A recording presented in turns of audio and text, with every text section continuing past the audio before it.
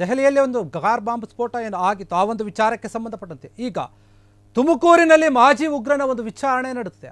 ದೆಹಲಿಯಲ್ಲಿ ಆದಂತಹ ಒಂದು ಬಾಂಬ್ ಸ್ಫೋಟಕ್ಕೆ ಸಂಬಂಧಪಟ್ಟಂತೆ ತುಮಕೂರಿನಲ್ಲಿ ವಿಚಾರಣೆ ಆಗಿರುವಂಥದ್ದು. ಮಾಜಿ ಉಗ್ರನ ಒಬ್ಬರನ್ನ ಕರೆಸಿ ಅಲ್ಲಿರುವಂತಹ ಪೊಲೀಸರು ವಿಚಾರಣೆ ಮಾಡಿದ್ದಾರೆ. ಇವರ ಒಂದು ಸಂಬಂಧ ಏನಾದರೂ ಇವರಿಗೆ ವಿಚಾರ ಗೊತ್ತಿದೆಯಾ, ಲಿಂಕ್ ಇದೆಯಾ ಅಂತ ಹೇಳಿ ಆ ಒಂದು ಮಾಜಿ ಉಗ್ರನನ್ನ ಕರೆಸಿ ವಿಚಾರಣೆ ನಡೆಸಿರುವಂಥದ್ದು.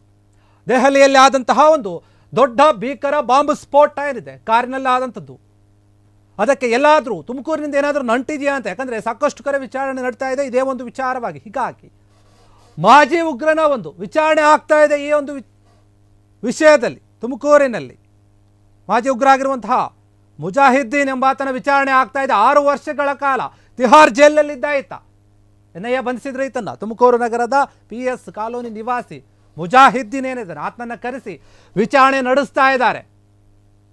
ಖಲೀಫತ್ ಉಗ್ರ ಸಂಘಟನೆಯಲ್ಲಿ ಈತ ಗುರುತಿಸಿಕೊಂಡಿದ್ದ ಅಂತ ಹೇಳಲಾಗ್ತಾ ಇದೆ.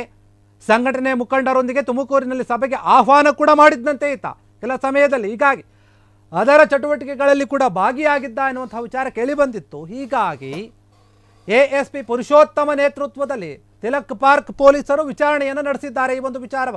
ದೆಹಲಿಯಲ್ಲಿ ಕಾರು ಬ್ಲಾಸ್ಟ್ ಏನಾಗಿದೆ, ಬಾಂಬ್ ಸ್ಫೋಟ, ಆ ಒಂದು ವಿಚಾರವಾಗಿ ತುಮಕೂರಿನಲ್ಲಿ ಉಗ್ರನ ವಿಚಾರಣೆ ನಡೆದಿದೆ. ಮಾಜಿ ಉಗ್ರ ಇತ್ತ ಆತ ತಿಹಾರ್ ಜೈಲಿನಲ್ಲಿ 6 ವರ್ಷ ಇದ್ದ. NIA ಬಂಧಿಸಿ ಈತನನ್ನು ಜೈಲಿಗೆ ಕಳಿಸಿದ್ರು.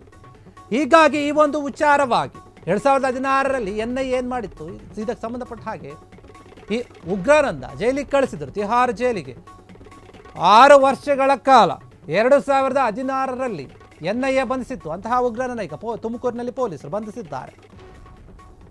ತುಮಕೂರಿನಲ್ಲಿ PH ಕಾಲೋನಿ ನಿವಾಸಿಯಾಗಿದ್ದ ಮುಜಾಹಿದ್ದೀನ್ ಎಂಬುವಂತಹ ವ್ಯಕ್ತಿ, ಆತ ಖಲೀಫತ್ ಉಗ್ರ ಒಂದು ಸಂಘಟನೆಯ ಜೊತೆ ಗುರುತಿಸಿಕೊಂಡಿದ್ದ ಅಂತ ಹೇಳಲಾಗ್ತಾ ಇತ್ತು. ಹೀಗಾಗಿ ಎಲ್ಲೋ ಒಂದು ಕಡೆ ಈ ಒಂದು ದೆಹಲಿಯ ಸ್ಫೋಟದ ವಿಚಾರದಲ್ಲಿ ಏನಾದರೂ ಈತನಿಗೆ ಮಾಹಿತಿ ಗೊತ್ತಿತ್ತ ಅಥವಾ ಈತನ ಕೈವಾಡ ಏನಾದರೂ ಇದೆಯಾ, ಆ ರೀತಿಯ ಒಂದು ಆಯಾಮದಲ್ಲಿ ಇಡೀ ದೇಶದಲ್ಲಿ ಈ ಒಂದು ಬಾಂಬ್ ಬ್ಲಾಸ್ಟ್ನ ಒಂದು ವಿಚಾರವಾಗಿ ತನಿಖೆಗಳು ನಡೀತಾ ಇದೆ. ಅದೇ ರೀತಿಯಾಗಿ ಕರ್ನಾಟಕದಲ್ಲಿ, ಅದು ಕರ್ನಾಟಕದ ತುಮಕೂರಿನಲ್ಲಿ ಮಾಜಿ ಉಗ್ರನ ಒಂದು ವಿಚಾರಣೆ ನಡೆದಿದೆ. ಈತ ಏನಾಯ್ತು, ಒಂದು ಸಂಘಟನೆ, ಅದು ಯಾವ ಸಂಘಟನೆ ಅಂದರೆ ಖಲೀಫತ್ ಉಗ್ರ ಸಂಘಟನೆ, ಅದರಲ್ಲಿ ಗುರುತಿಸಿಕೊಂಡಿದ್ದಂತೆ.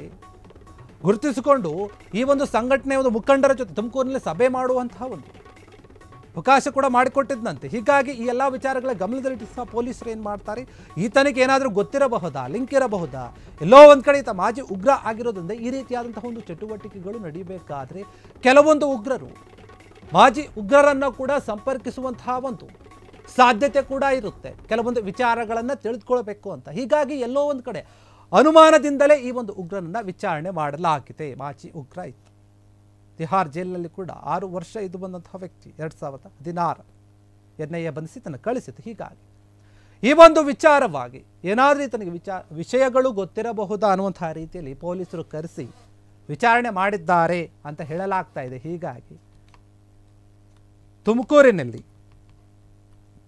ಏನಿದ್ದಾನೆ ಈ ಒಂದು ಉಗ್ರ, ASP ಒಂದು ಪುರುಷೋತ್ತಮ ಅವರ ಒಂದು ನೇತೃತ್ವದಲ್ಲಿ ಪೊಲೀಸರು ವಿಚಾರಣೆ ನಡೆಸಿದ್ದಾರೆ ಈ ಒಂದು ವಿಷಯವಾಗಿ.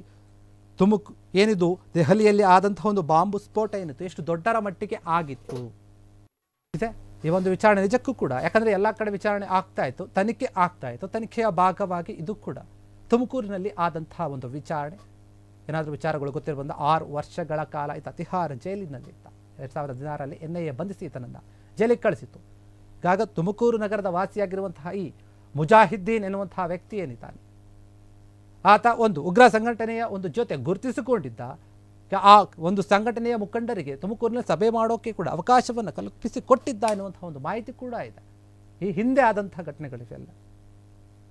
ಹೀಗಾಗಿ ಈ ಒಂದು ಆಧಾರದ ಮೇಲೆ ವಿಷಯಗಳ ಮೇಲೆ ಎಲ್ಲೋ ಒಂದು ಕಡೆ ಪೊಲೀಸರು ಕೂಡ ಈತನನ್ನು ವಿಚಾರಿಸಿದ್ದಾರೆ.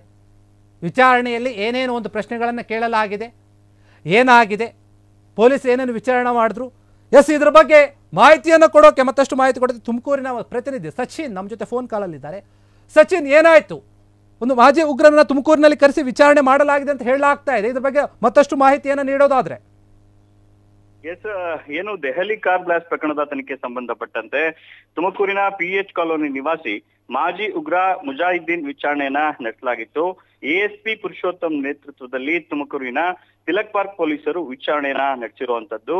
ಮಾಜಿ ಉಗ್ರ ಮುಜಾಹಿದ್ದೀನ್ ಖಲೀಫತ್ ಉಗ್ರ ಸಂಘಟನೆಯ ಮಾಜಿ ಸದಸ್ಯನೆಂದು ಮಾಹಿತಿ ಹೊರಬಿದ್ದಿರುವಂತದ್ದು. ಏನು ಈ ಹಿಂದೆ 2016ರಲ್ಲಿ NIA ಅಧಿಕಾರಿಗಳು ಈತನನ್ನ ಬಂಧಿಸಿರ್ತಾರೆ. 6 ವರ್ಷ ತಿಹಾರ್ ಜೈಲಿನಲ್ಲಿ ಶಿಕ್ಷೆಯನ್ನು ಕೂಡ ಅನುಭವಿಸಿರ್ತಾನೆ. ಜೊತೆಗೆ ಉಗ್ರ ಸಂಘಟನೆಯ ಸಭೆಗಳಿಗೆ ಅವಕಾಶ ಕಲ್ಪಿಸುತ್ತಾನೆ ಎಂಬ ಆರೋಪವೂ ಕೂಡ ಕೇಳಿ ಬರ್ತಾ ಇರುವಂತದ್ದು ಭೀಮೇಶ್. ಈಗ ದೆಹಲಿ ಕಾರ್ ಬ್ಲಾಸ್ಟ್ ಪ್ರಕರಣದ ಹಿನ್ನೆಲೆ ಮತ್ತೊಮ್ಮೆ ವಿಚಾರಣೆಯನ್ನ ನಡೆಸಲಾಗಿದೆ. ಆದ್ರೆ ತನಿಖೆಯಲ್ಲಿ ಈತನ ಪಾತ್ರವಿಲ್ಲವೆಂದು ಸ್ಪಷ್ಟಗೊಂಡಿದ್ದು ಆತನನ್ನ ಬಿಟ್ಟು ಕಳಿಸಲಾಗಿದೆ ಭೀಮೇಶ್. ಅಂದ್ರೆ ಈಗ ಈ ಒಂದು ತನಿಖೆಯಲ್ಲಿ ಆತನ ಕೈವಾಡ ಇಲ್ಲ ಅಂತ ಪೊಲೀಸರು ಕನ್ಫರ್ಮ್ ಆಗಿದೆ. ಹೌದು ಭೀಮೇಶ್. ಓಕೆ, ಧನ್ಯವಾದ ತಮ್ಮೆಲ್ಲ ಮಾಹಿತಿಗಾಗಿ. ಪೊಲೀಸರು ವಿಚಾರಣೆ ನಡೆಸಿದಾಗ ಈತನ ಒಂದು ಕೈವಾಡ ಏನೂ ಇಲ್ಲ ಅನ್ನೋದು ಗೊತ್ತಾಗಿದೆ ಅಂತ ಹೇಳಲಾಗ್ತದೆ. ಸಾಕಷ್ಟು ಪ್ರಶ್ನೆಗಳನ್ನು ಕೇಳಿರ್ತಾರೆ ಈ ಒಂದು ವಿಚಾರವಾಗಿ, ನಿಮ್ಗೇನಾದ್ರೂ ಸಂಬಂಧ ಇದೆಯಂತ. ಹೀಗಾಗಿ ನಡೆಸಿದಾಗ ಆತನ ಒಂದು ಕೈವಾಡ ಆಗಿಲ್ಲ, ಆತನಿಗೆ ಈ ಒಂದು ಘಟನೆಯ ಬಗ್ಗೆ ಏನು ಗೊತ್ತಿಲ್ಲ ಅನ್ನುವಂತಹ ಮಾಹಿತಿ ಹೊರಗೆ ಬಂದಿದೆ ಅಂತ ಪೊಲೀಸರು ವಿಚಾರಣೆ ನಡೆಸಿದಾಗ. ಹೀಗಾಗಿ ಆತನನ್ನ ವಾಪಸ್ ಕಳುಹಿಸಿದ್ದಾರೆ ಎನ್ನುವಂತಹ ಮಾಹಿತಿ. ಕ್ಷಣ ಕ್ಷಣದ ಸುದ್ದಿಗಳಿಗಾಗಿ ಫ್ರೀಡಂ ಟಿವಿ ಸಬ್ಸ್ಕ್ರೈಬ್ ಮಾಡಿ, ಲೈಕ್ ಮಾಡಿ ಹಾಗೂ ಫಾಲೋ ಮಾಡಿ. ಹೊಸ ಸುದ್ದಿಗಳ ನೋಟಿಫಿಕೇಶನ್ಗಾಗಿ ಬೆಲ್ ಐಕಾನ್ ಮೇಲೆ ಕ್ಲಿಕ್ ಮಾಡಿ.